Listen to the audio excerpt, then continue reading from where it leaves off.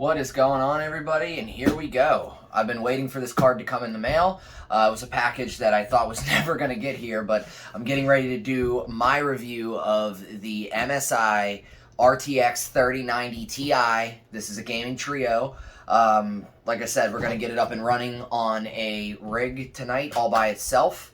And we're going to take a look at the temps, we're going to take a look at the hash rate, and we're going to see just how efficient it is compared to a regular gaming trio 3090. So make sure you hit that thumbs up button and don't forget to subscribe to the channel. Let's get into this box. Always love these boxes compared to the other boxes. These are really thin, but good box, good product. So let's see here. I've been told this thing is a freaking monster. So, let's see. Oh man, is this huge? What? Oh my god.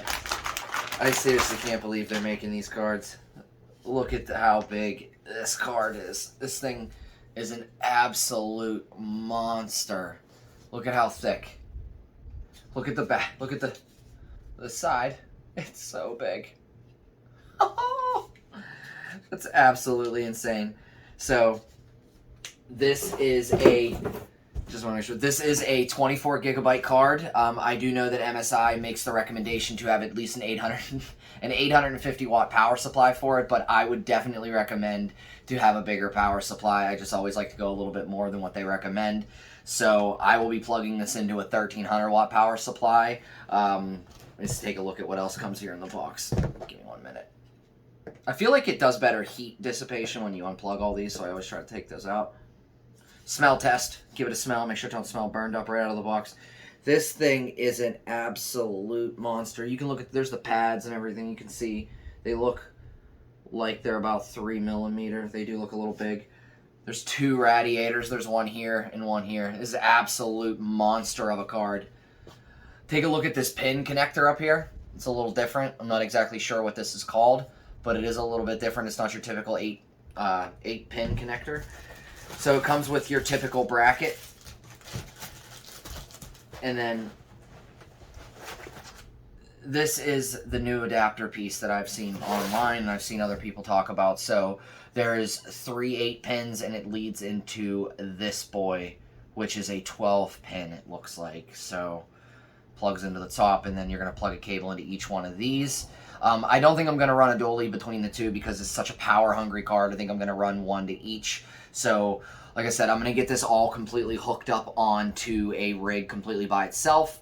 I will show the rig, and then I will flip over to my desktop, and we'll take a look at this thing running in nice hash and get some numbers. So, give me 1 minute, and we'll get over there.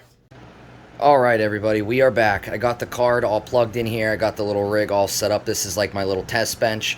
So I'm going to jump over here to the computer screen so I can show you all some numbers. Currently right now I do have it at 128.4 mega hashes using 359 watts. I do know that this card can get to like 133, 135, but I can't seem to get it any better than this. I was looking around on Reddit to see what I can find with people's mining settings, and with the card just being so new, there's really no mining settings. So as you can see here on NiceHash, currently earning $3.26 a day. It's currently at the 127 mega hash. The temperature is currently 53 degrees Celsius. The fan speed, I know it doesn't say here, but I think I have the fan speed set at 80%. So I will, in the next day or two, I'm going to continue playing with this. Let me get the phone set up on the tripod here. Makes it a little easier to talk and explain. So, over the next couple days, probably the next 24 hours, I shouldn't say couple days, it won't take me that long, I'm going to play with it. It's already 1:50 a.m. I've been doing this for way too long, and I was repadding and pasting a couple other cards. So I think it's about quitting time for the evening for this. Over the next day or so, I will play with this, and I'm going to try and get it to the 133, the 132 that people are posting on Reddit. There was one guy that I saw that posted screenshots of he had it at 135. So I'm really going to try and get it up as far as I can. But the way I have it running now, does seem to be pinned at the 127, which isn't absolutely terrible, but just being honest, I get 117 to 119 pretty consistently out of my other 3090s, the Ventus 3s and the gaming trios. So for the little extra money and burning the extra 60 watts, 70 watts of power, I don't really know if I'm going to be buying any more of these 3090 Ti's. And on top of it, just as a little con, I don't like these adapters, these 3 8-pin adapters here. I just don't like them. I wish they would have just put 3 ports up here. I'm sure there's a reason why they didn't, but either way, I really just don't like it. I feel like this part down here, where they all come together, is really, really flimsy. I feel like it gets pretty warm. And I was looking online already to try and buy another one, and I don't see them for sale. So who knows when they will be for sale. So that's the only con that I see of this card so far. It does run kind of warm, which, once again, all 3090s run warm, so I don't really see that being too big of an issue. Now, the only thing that I want to talk about before I end this video is I know I have my stuff on a wooden frame. This is kind of just my test bench where I do things. I don't have any more frames down in my basement with all my other stuff, so I actually ordered a few of them, and they got caught up in Ohio. So I'm really just waiting for them to get here. They're supposed to be here tomorrow, but who knows? The post office says stuff's supposed to be here all the time. Fingers crossed they get delivered tomorrow. If they do, then when I have a chance, I'm going to actually make a video of me transferring all this stuff onto the metal rig, and I will actually put this card over onto there as well. And I will actually show you guys this too. Look, something I've never bought before, a Ventus 3090. I bought another one of these. I'm going to throw this on the rig too. So hopefully here, like I said, in the next day or so, I'm going to have time. I can play with the settings on this. I can get this fully overclocked and efficient.